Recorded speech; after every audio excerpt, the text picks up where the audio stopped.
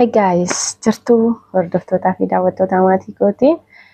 Nageenyi keessan akkuma baratame isiniif haa baay'atu bakka jirtan hundumatti ilaalaa nageenyi keessan akkatti isin baay'ate maal akka jedhu akka biyyee lafaa isin haa ta'u akka urjii samii isiniif haa ta'u nageenyi keessan bakka jirtanitti isiniin jecha wuddochiyee warra naan hin jedhina ashii gaarabi warra nyaa ta'ee bichaa miti.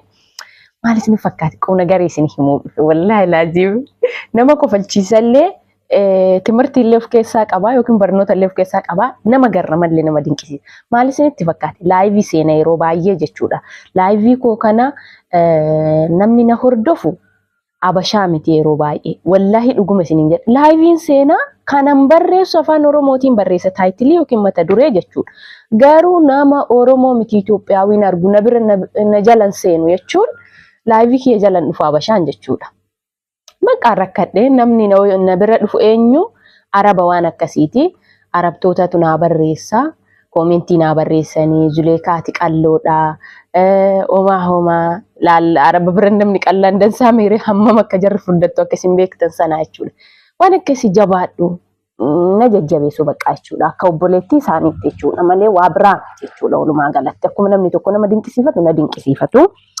Kaza abashaan tokko illee akka tasaa ka dhufullee ka jarri naa barreessitu arabiffaa waan ta'eefiyyuu Suudaaniidha na si'a bifti kiyyallee gurraacha waan ta'eef Suudaanii na si'an na ilaalanii. Garuu gidduudhaan kan isin himu alhamdulillah rabbil aalamiin haadha abbaa kiyya rabbi umrii isaanii na haa dheeressu idmee isaaniif haa kennu arabiffaan akka dubbisu akka dubbadhu kan na taasise. Waa'ee akka shamarran biroo biyya arabaa deemtee baratte jedhamoo miti. Arabiffa kanan baradheetiniin jedhe wallahi al-azim allahi misikireen konfii nyaadheeti kan baradhe. Naannawa keenyatti jechuudha. Namni madrasaa arabiffaa hin baranne tokkollee hin jiru jechuudha. Amma yoo shamarranis ta'e dhiirris ta'e hurufa ja'a maaliidhani guruupii irra wanneedhan ani danaggata dhiifama naa godhaati. Namni akkasii barnoonni idmeen gaafatu dhiifama naa godhaa isiniin jecha hirrifadha baqqaan danaggata. Arabiffattii dubbisu sana barreessu dubbadhu. Wamaa liyyinnatiin anaaf araba gidduun jiru barreessus ta'e dubbisus ta'e dubbachus ta'e isaanifan illee tokkuma jechuudha. Wallahi uf jajuuf hin jenne anjabduudha ofiin hin jedhu yeroo baay'ee jechaadha. Kaza kana kan na taasise wallahi maatiin kiyya konfii nyaachiseeti kana barsiise. Laal manni keenya baadiyyaa irraa jira katamatti baradhee daqiiqa 30 deemeetiin baadiyyaa gala jechuudha. Kifilii tokko hanga 5-6 baradhu nyaataan deemachaa ture. Daabboo kiisii kanaan kaadhee kiisii kanaan mootu cinaa kanaan mootu iyyuu bishaan kaadhee dugda daftaraa fi kitaabilee adda addaa kitaaba madrasaatii fi kitaaba timirti beetii baadheen deema. Fakkeenyaaf mana barnootaa hanga sa'aatii 6 ruubii yookiin 6 walakkaa yoo tureetiin hin jedhe sa'aatii zuhurii irratti madrasaa seenee 10 baya jechuudha. Ganama yoo bahe galgala gala. Hamma kifilii 5-6 nyaataan deemachaa ture. Gaafa kifilii 6 gahu lakkaan xiqqoo ishii guddadheera. Ani moonyiidha waan beeku beetanii an jazbaadha dhugaa yeroo dubbachuu. Ani saalfadha ijoolleen hambaan deemattu lakkaa ijoollee hambaa yookiin jireenya maatii itti toluu dhabuurraa kan ka'e waan adda addaa irraa yookiin boorsaa gahaa qabaachuu dhabuurraa kan ka'e nyaataan hin deematan ijoolleen hambaa. Anillee jara sallaalee boorsaa bareeda akkamii osoo qabu haati koo nyaataan osoo akkana na jala dhaabattu deemachuu ni dideetti dhiise. Hanga kifilii 6 qofa nyaataan deemadhe san booddeen dhiise waggaa 7 guutuu osoo misaa hin nyaatin ture. Caggaarraan kiyya na aqaaxalamii idmee daa'imummaatiin jechuudha. Arabiffi an akkatti dubbisu barreessuu fi dubbadhu bilaashatti hin dhufne. Ya'uunat waan bilaasha dhufeemti. Kakaaniiti haadha abbaan kiyya gurra na riganiiti kana barsiisanii jedhanii. So kana hundayyuu maaliif akka haasa'aaru irra deebi'ee wanta itti deemaa jiru akka mata duree irra isin himeerutti jechuudha. Haala saniin kan baradhe alhamdulillah rabbil aalamiin malee afaan qofa miti kana naasa'u akka barbaadeen barreessa akka barbaadeen dubbisa akka barbaadeen dubbadha jechuudha. Afaan irra baay'ee hin dhiphadhu yookiin hin cannaqamu jechuudha. Kaza osoma akkas taanu koomentii jala dhufe mucaan habashaan tokko mucaan nama gurraacha bareedaa beektanii hin bareeda dhugaa jiru dubbachuuf mucichi koomenticha jala dhufe naa barreesse. Ingiliffaan naa barreessa ati Suudaaniidha ani Itoophiyaadha ati Suudaaniidha naan jedhe. Ana maqal dimaaf inni ani Itoophiyaadha inni naan jedhee naaniin jedheen Suudaaniidha naan jedhan namni rabbumaadha meeruma laayivii seenu koottaa seenaa rabbii si dhume laalaati na hordofaati namnummaan tokko Habashaa ta'uu kiyya nan beeka garuu yoo viidiyoo kiyya keessa seenanii ilaalan ani viidiyoo koo hojjedhu afaan Oromootiin gaayis minum dogoggoru jechuudha afaan koo kan ittiin dhaladhee guddadhe waan ta'eef viidiyicha kan hojjedhu afaan Oromootiin laayivii irratti immootiyyuu nama keenya Itoophiyaawii hin argu nama Oromoo dhiisii Itoophiyaa ma waan himatuyyuu laayivii na wajjin seenu. Maaliif akka ta'e hin beekan. Kaza ani Itoophiyaadha ati Suudaaniidha naan jedhe eeyye Suudaaniidha jedhe lakkaa inni Suudaaniidha jedhee Araba naan jedhe saantima narraa nyaatu fide hordoftoota koo rabbii jedhaati. Suudaaniidha na dinqisiifata natti fakkaati goobas barchi ምናምን naan jedhe naa barreessaa Ingiliffaan naa barreessaa garuu Musliima akka Arabiffa barreessuu danda'ullee natti mee tureera. Amma sana booda haala kamiin si argaa lakkoofsa bilbila keetiin laatuu dandeessaa naan jedhe. Lakkoofsa bilbila kootii si laatuu hin danda'u wanni natti jamte yoo jiraate karaa messengeraatiin maqaa koo barreessitee Zuleekaa itti search goote na dubbisuu hin dandeessa. Baay'een si dinqisiifadha goobaziidhaati mucatti jabduudha. Minaamin naan jedhee na dinqisiifate anis na dinqisiifata se'a malee waa biraatti dhufuu hedan se'u. Sana booda karaa messengeraatiin na hin dubbisee ona dubbiseetiin hin jedhu ati baay'ee bareedda ati qalloodha you are so slim you are so beautiful ምናምን naan jechuu jalqabe your age so beautiful naan jechaan ture I miss your soft voice naan jedha sagalee kee laslaasaa sanan yaade naafaqe ani laslaasannati wayituun qabu dimtsin kee kun akkana iyyaa akka mobaayila chaayinaatitti akka qorqorroo roobni itti roobe yookiin qorqorroo ibidditti qabate akkas iyyaayu sagalee laafisa wayitiyyuu qabu. I miss your soft voice naan jedha. I miss your beautiful eyes naan jedha. Waan akkasii naan jedha. You are so beautiful girl. Waan akkasii naan jedha. Amasagginaallu thank you uummatana itti qaxaaqate jedhise itti qaxaaqate thank you uummatana qofa oofe. Wallahi unateenu guys waan namni qalladu isiniif fakkaata dhugaa wallahi qunna gariidha isuma dhugaa waan qunnameera akkasuma taadha inni aanamma ittiin himanne Itoophiyaa akka ta'e ittiin himanne akkasuma jecha dhaqee bakka baay'ee bareeddaa si fuudhuun qaba abbaan koo haati koo lakki sitti na hin gurgurani Itoophiyaawin na hin gurgurani sanayyuu akka tasaa ta'e yoo Itoophiyaawin na gurguran taate guys dhaggeeffadha guys namni yoo kijibee jedhe waan xiqqoo kijibu wayi Pirankii illee yoo nama godhaniitiin jedha waan xiqqoo pirankii xiqqoo gochuu wayya malee pirankii hamma manaa gahu kijiba hamma na dilbatu kijibuun gaarii rabbii jedhaati xiqqeessanii kijibu wayya akkaanaa kijiba guddaa kanan kijibidha. Maatiin koo saniyyuu Habashan nan gurguru deebi'ee immoo yoo kana gurgurullee taate wayni guys social media nama galaafata lakkaa. Bismillahirrahmanirrahim nagalaafate social media jedha prank ma wanni jedhamu kun na tabalaashiitii bakka waanuma dhugaatu na biraan fuutan guys. Kaza sanuu yoo mana heerumsiisaniyyuu Itoophiyaa keessa nama Oromoo ta'e qofatti yoo Oromoon ta'e inni wajjin hin haasa'in jedhe namichi kun Amaariffan beeka anillee beeka Amaariffa be'anii Oromiffas nan beeka haa Suudaanii ta'u malee jedheen amma Ingiliffattattiin tuni kakabbadde akka barbaadu yaada isaa ibsachuu dadhabeeti Amaariffan naa jijjiire ishi ulfaadhu jedheen Amaariffan nattaase maa Oromiffan dandeessuure osoo yoo kana fuudhuu barbaaddu taate warri koo abbaan koo haati koo beetasabiin koo nama Oromoo malee ilma Oromoo malee koo ka Itoophiyaan na gurgurtu taate nan gurgurtu jedhe kijiba guys wayni kijiba daangaa hin qabne uzu billahi minash shaytaani kijibu makanaatu kijibu hin beeku guys na amma maannaan jedhu mucaan kun hin beeku Oromiffa wanni inni beeku xiqqoon beekanaanin jedha irra fanaanin jedha bakka የተወሰነ ነገር ነው maanin beeku wallahi waanuma jecha shanii yoo baay'ate jecha torba wal hin beekun mucichi kun jechuudha Oromif taade akkam taate Oromoo taate jedhe no osoo achi hin dhaqin amma bakka maatii kiyyatti hima ati Oromoo eessaati eenyu jedhamna kun hunduu kijiba ati eenyu jedhamta innaan mi haadha koo gaafadheetin ani wanni jaleen isaa Amaara ta'uun oolu natti fakkaate namichoo malee ati mi ilmi Oromoo takka abbaan isaa eessaa akka bahe Arsii ta'uu, Jimma ta'uu, Baalee ta'uu, Harar ta'uu, Boorana ta'uu, kutaa Oromoo kana keessa akkami himata wallaalamee rabbuma isinii jedhaati. Kaza anamma maatii kootitti himaa bakka eegana fuudhuu barbaadde na fuutaa rakkoon tokkoyyuu hin jiru. Ati maatiin koo Oromoo jaallata, Oromoo barbaada, soddaa Oromoo barbaada waan ta'eef iyyuu gaayis lafa dha'uu ka'eera. Akka malee taa'ee yoo kijibaan muddamu akka wayii na godhate. Maatiin koo Oromoo barbaada waan ta'eef iyyuu Oromoo eessaati jedhee itti haa himu. Eenyu akka jedhamtu maqaa kee guutuu natti magaa akaakayyuu keeti. Eessa akka dhalatte minaamin jedhe.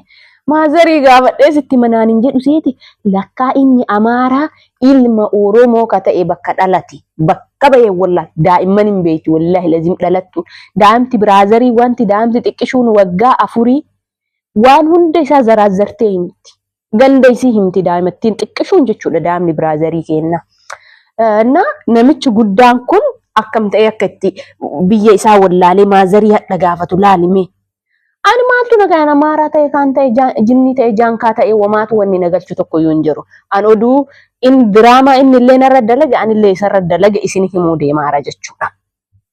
Amma gaafadhee sitti maan akkam wallaaltan dii ati guddaadhaa miti daa'imman iyyuu kanan beekte akkam taateetiin biyyatti dhalatte Oromoo kamiin akka taate wallaalta Oromoo ta'uun kee gaariidha ka'eessaatiin Boorana naan jedhe am. No Boorana iyyee Boorana naan jedhe. Ani Booranaan gurruma waan qabduuf jedhe taatee dhugaan Boorana ta'e ani hin beeku. Boorana naan hin jedhee sana booddee ish bakka ittiin himaani haadha kootitti himaa jedheen amma sana booddee haadha kootti himaa jedheeni inni na eegaara laata guyyaa kam na eegaara beektani gaafa Leelatul Qadri baniin Aadam masjiida dhaqee salaatu inni ishaayii salaatee fiigee mana deebi'ee maaliif mana deebi'e beektani?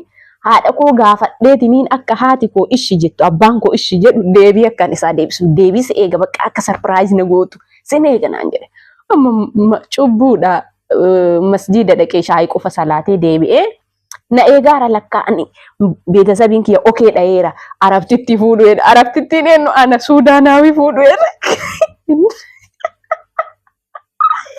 Kaza yoo deebi'eetiin wani baay'een gadda jedheen deebii kana si deebisuu baay'een gadda beetasabiin koo dideera jedheen kun hundi kijiba ani Arabaa miti an Suudaanii miti ani Itoophiyaadha ani Oromoodha haati koo abbaan koo zarii zartiin kee guutuun Oromoodha homaa wanni Suudaanii na fidu tokko illee jiru beetasaba kooti himee naan beetasabni koo unaan jedhan hin barbaadu naan jedhan jedhu kijiba firaankii isa godhaadhaan. Kaza bakka an suma qofan barbaada nama kan biraan barbaadu achiin bu'ee asiin bahe even ijoollee sirraa argachuu barbaadu ijoollee 5 sirraa dhaluun barbaada naan jedha eesh durba meeqa dhaluu barbaada durba 3 dhaluun barbaada dhiira 2 dhaluu barbaada naan jedha waaw namatti tola jedheen eenyurraa anarraa arabtitti Suudaanii irraa dhaluu barbaada jechuudha. Kaza akkasin taane guys. Ammoo soma akkasumatti haasofnu torbeef deemaarra. Torbee jimaata darbeeti kan wal barree jechuudha. Sooma bulii 25 waan akkasiitiin natti fakkaate. Sooma bulii 25tti halkan 25ffaa ta'e waan akkasiiti. Maaliif halkan 25 illee qaraa waan ta'eef Leelatul Qadriin jedhama. Kamiin akka ta'u waliin beeknu.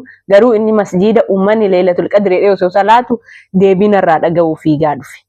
Amma kana hundaa piraankiisa godhee maatii keessan bira dhufee jiraachuu barbaada Suudaanii galuu barbaada bakka waan ati jettu hundumaayyuu nan godha indagana even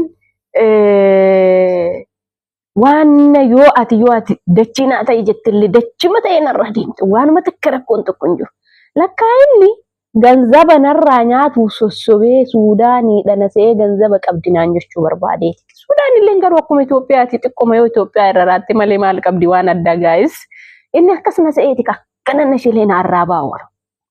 Adeemsa keessa akkasumatti deemnee amma na asaazansiise maaliifiyyuu an dhugaa rabbii kijibee illee hin beeku gaayis namni tokko kijiba yoo limdii kijibaa qabaate sincanna qubeeta normaaliidha bakka ምንም አይመስልሽም wama tokko yoo sitti fakkaatu limdii kijibaa yoo qabaate yoo kijibdeen beene dammoo akka waan sin beekan ilaal asillee midha achillee midha yoonutti na cinqee torbee kana guutu cinqati an cinqame la hawla wala quwwata illa ani maaliif kijibee beeka haadhati prank makanayyuu ani sistari wajjin sistari xiqqoo Sumayyaa namni beektaniin beektanii waan xinnoo yoo hojjenne waan qalalli jette malee an pirankii kabbaadiin hojjedhu viidiyoo reaction viidiyoodha kanan hojjedhu. Kaasa cannaqame laal hirribni nan qabu maaliifiyyuu kijiba hagana ga'u kan akkam godhee itti hima. Abboo mucaan kun dhugumaan na jaalatee goddaama lakkaa inni na jaalatee miti ka'a. Kana ganama galgala sagalee kee sooftiisa. Sagalee kee laaftuu san ija kee xixiqqoo san qallinna fuula keetii san manxasariyyoo san akkasiyyoo san naan jedhu sana an dhuguma se'e na jaalatee qalbii dubartii akka itti laaftu laalime.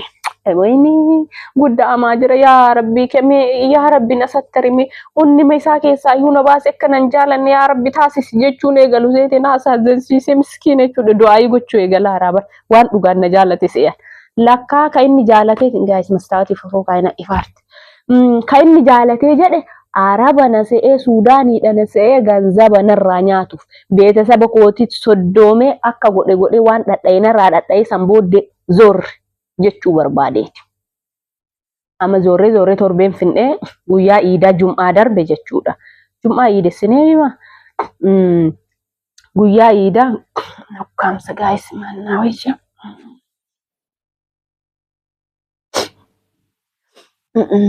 Guyyaa iidaa Jum'aa darbe akkasuma walumaa bilbilee innis walii gazzooraa ol ilaal nama booddanyoota wajjin min waan wandalaaxee ta'eefiyyuu kophaa isaallee waan jiraatu beekasabii birallee hin deemne uummanni Addis Ababaa walumaa gazzooraa ol kaffirarra deemanii booddanyoota tidaarii qaburra mana isaanii deemanii nyaatanii dhuganii ta'uu danda'a olii gad bakka maznaanyaa adda addaa deemuu danda'anii akkasumatti olee galgala naa bilbilee ani naasa azzansiisee garaa na nyaatee dhugaa jirtu itti himuu barbaade amma maaliifiyyuu waan wayii haga macarrashaa sobuun hin barbaachisu. An jireenya kiyya kana keessatti sobuun barbaadu kana durallee hin sobuu amma inumaayyuu yaballaxe intinaarra eega bayee booddee sooshaal miidiyaarra eega bayee booddee soba dubbachuun naaf hin barbaachisu maaliifiyyuu waanuma haga fedhe hadhaa'ullee yoo ta'eetiin hin jedhe dhugaa jiru riyaalitii jiru lafa kaayuudha. Ani Itoophiyaa ta'uun koo baay'ee na gammachiisa. Keessumaayyuu Oromoo ta'uun koo baay'ee na gammachiisa na boonsa. Maatii Oromoo irraa dhalachuun koo baay'ee na gammachiisa malee ani maaliif zeegaa biroo himadha.